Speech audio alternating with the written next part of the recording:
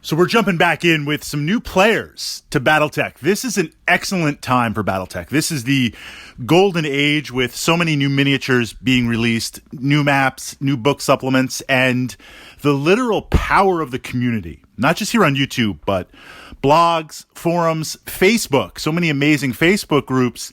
The inspiration is just absolutely fantastic. But that said, being a miniatures game, it can be a little bit overwhelming. Where to start jumping into the game, where to start with your resources to build your mech collection, to get that mech acquisition going. So that's what we're going to explore today. I certainly can't say the way because there's a lot of factors, but I'm going to share with you when I'm able to exercise some sort of self-restraint, how I try to purchase miniatures and how I try to continue, how I've built my Battletech collection and how I continue to build my Battletech collection. So we're going to begin, of course, with the game of Armored Combat and the starter set.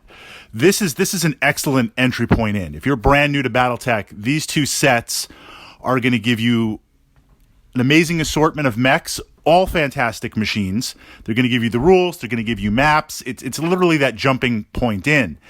And then as you uncover the types of machines you like to play and you become familiar with the rules, now we're going to jump out into the big wide world. And the question with that is the Catalyst miniatures, both the individual salvage packs, but also looking at some of the supplements, the Lance packs to the starter sets.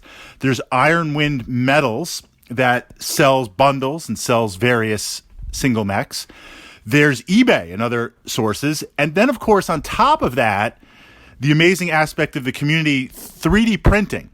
So there's a wide variety of sources and ways to acquire mechs to add to your collection. So where to start?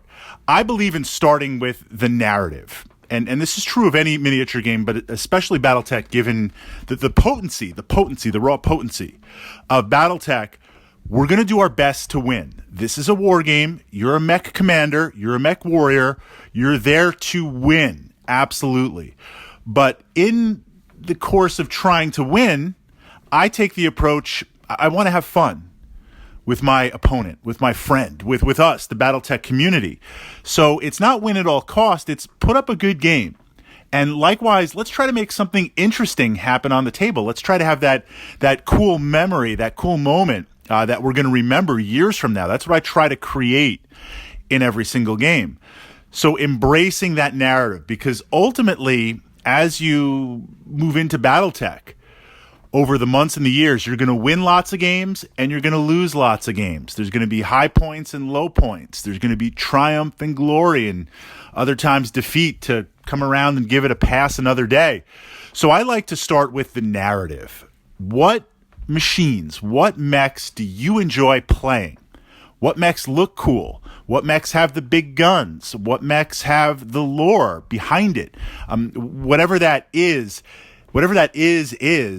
that's the starting point to jump in. So if you like the Marauder, if you like the Warhammer, yes, absolutely check out some of my vlogs, check out other vlogs and videos to learn the tactics of using these machines, because you have to understand them.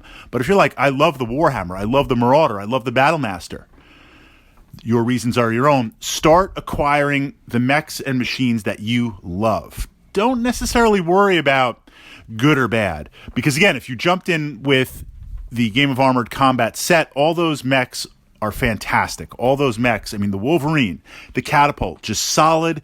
The Battlemaster, the awesome, solid mechs. And utilizing those, they're going to bolster your anchor. That's your foundation for your forces. Now, if you buy some of the Lance packs to get the Warhammer or to get another mech, there might be some other mechs that come along with it that you say, okay, I don't really have an interest in it, but I'm building my collection. So again, this acquisition might be one-on-one, or it might be part of a bigger group that you're getting. So that's what we focus with. Focus on the machines that inspire you to play. The second aspect, now we're going to jump into the meta. We're going to analyze. There are just certain mechs based on the rules that perform at all levels. And again, this is true of any war game. It's a little bit more challenging with Battletech, because Battletech, the narrative is a lot of these mechs were sold for different purposes, some and different reasons. Some kind of useless. I mean, look at the Charger. Let's have a super heavy assault mech, but make it recon. Like, we don't necessarily need that. You have Locust, you got the Wasp, you've got other fast-moving, the Jenner, but the idea was to sell something to the Star League, to sell something and make a profit. So there's corporate motives, very 1980s corporate motives behind the design of battle mechs. So you see that in the tech manuals where some are kind of odd or you wonder who would ever pilot this thing.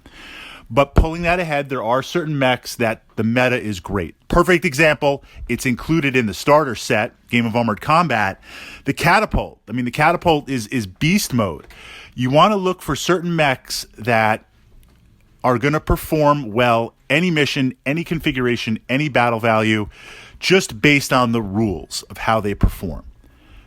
You're going to build your collection there. So now, as you move your collection along, you're going to have solid mechs that you can build a lance, bring to a variety of missions and do well, and you're going to get to play with your favorite toys, your favorite machines.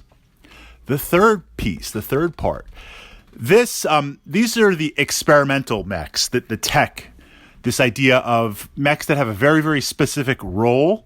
Examples, the Vulcan. We covered that yesterday. I pushed that up to my channel under the Battletech playlist. We look at the Firestarter, mechs that do something kind of unique and quirky or do something very, very, very specific. Firestarter in an urban environment or a wooded environment, beast mode on.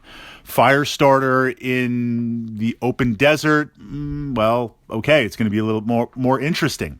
These very, very specialized machines, you might not always play them, but they're going to bring something interesting and unique to the table. They're going to kind of push that narrative.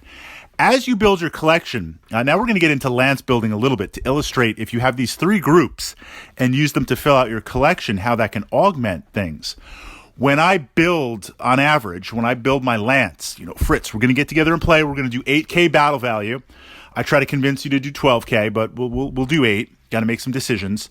The first thing I do is take, depending on the battle value, depending on the lance, one or two mechs that are solid performers. I take something like the Catapult.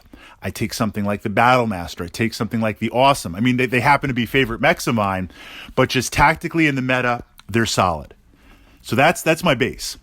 Then I'll fill out 2 or 3 mechs, favorite mechs I like to play. The Blackjack, the Rifleman, Marauder, Warhammer. Just I like them for various reasons. Crusader, doesn't matter why. I have those. So now I have a list that I bring to the table. I'm going to try and win. I've got a solid anchor point. I'm building that narrative. I got the toys that I like to play. And then I take, again, depending on the battle value, 1 or 2. Not more than that, because then it lopsides the list, the lance. 1 or 2 mechs that are these experimental things. Let's take a Firestarter and let's run around and see what we can do. And if it gets blown up, okay, I'm sad face. I lost an initiative point, but you know what? It's not like it's crippled my list, pushing into these experimental. Now we cascade down into vehicles, infantry, and I use a similar thing when I'm looking to acquire new tanks for my collection. Have it into these 3 groups and buy and build that way. And over time, what's going to happen is over the course of months and maybe a year, as you acquire miniatures for your collection, now you're going to have these 3 groups and you're going to be able to freely pull from those groups and add to your collection.